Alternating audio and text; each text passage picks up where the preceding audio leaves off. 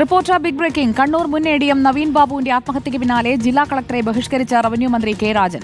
Arun K വിജയനുമായി വേദി പങ്കിടില്ലെന്ന വാശിയിൽ 10 മാസമായി കണ്ണൂരിലെ ഔദ്യോഗിക പരിപാടികൾ ബഹിഷ്കരിച്ചു. നവീൻ ബാബു നിരപരാധിയാണെന്ന മന്ത്രിയുടെ വാദം തള്ളുന്നതായിരുന്നു കളക്ടറുടെ മൊഴി. ഇപ്പോഴും കളക്ടർ സ്ഥാനത്ത് തുടരുന്നതിന് പിന്നിൽ സർക്കാരാണെന്ന് കുടുംബം ആരോപിക്കുന്നു.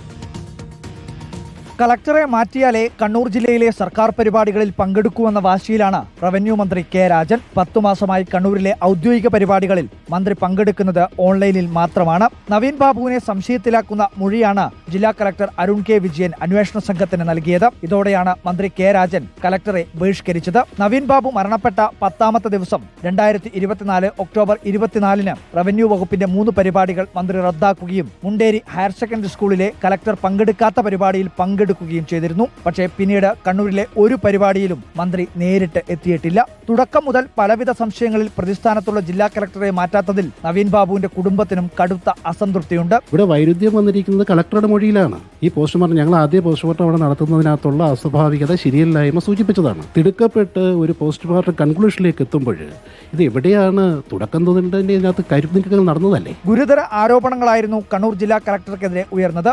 എന്നിട്ടും കളക്ടർ അതേ സ്ഥാനത്ത് തന്നെ ഇപ്പോഴും തുടരുകയാണ്. കേസിലെ പ്രതി പി ദിവ്യയെ സഹായിക്കാൻ ജില്ലാ കളക്ടർ മൊഴി മാറ്റി കൂട്ടുനിന്നുവെങ്കിൽ കടുത്ത നടപടി തന്നെ സർക്കാരിന്റെ ഭാഗത്തുനിന്നുണ്ടാവേണ്ടതാണ്. പക്ഷേ സർക്കാർ ഇന്നേ വരെ ഒരു നടപടിയും സ്വീകരിച്ചിട്ടില്ല. പിന്നീടും എന്തിനാണ് ജില്ലാ കളക്ടറെ മന്ത്രി ബഹിഷ്കരിക്കുന്നത് എന്ന് പറയാൻ മന്ത്രി രാജനും ബാധ്യതയുണ്ട്. Reporter Arjun Kalyan, in reporter, Kannur.